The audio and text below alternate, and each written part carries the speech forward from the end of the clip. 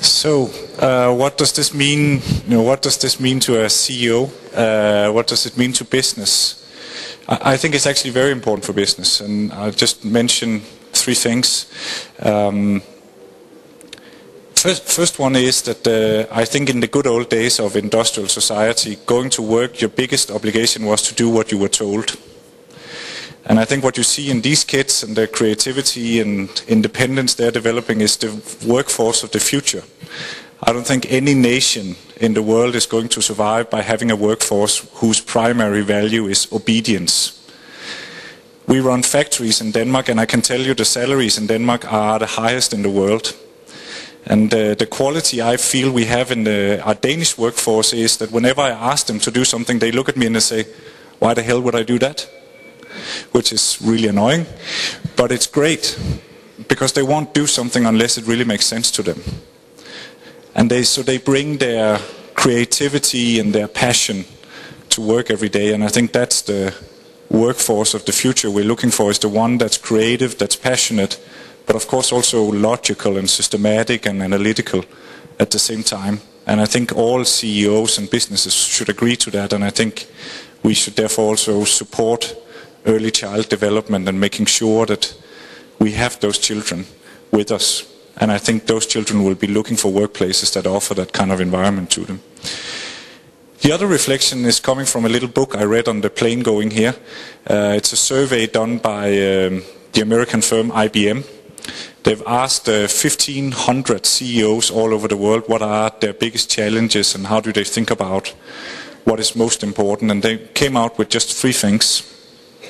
Number one is an ability to relate to all kinds of stakeholders and develop respectful relationships and intense dialogues with communities and stakeholders. So go out on the streets and listen to people, whether it's customers or other stakeholders, communities, working with communities.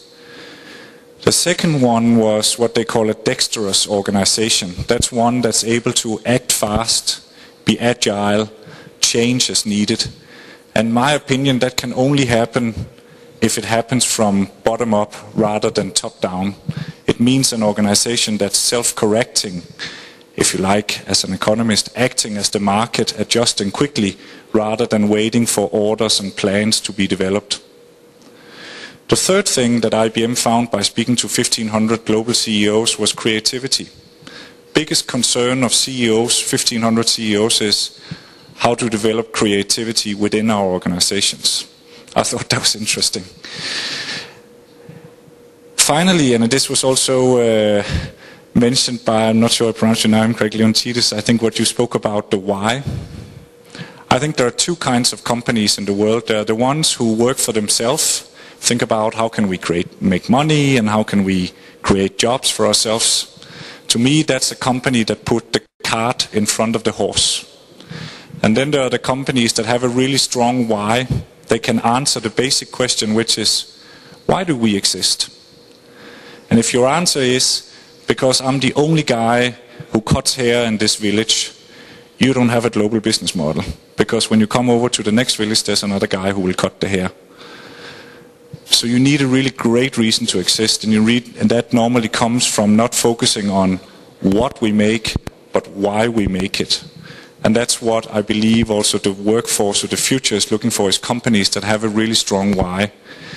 And those are typically companies that consider the externalization of cost they create when they manufacture or produce their products. And externalized cost would be impact on the environment, impact on their communities, impact on their countries, and companies that are able to have a positive impact to all stakeholders and give back to their communities.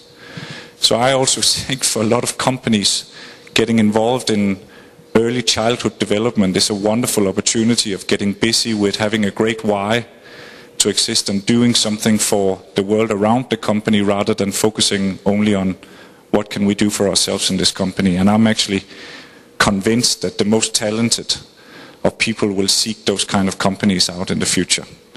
So those were my words on the business perspective here.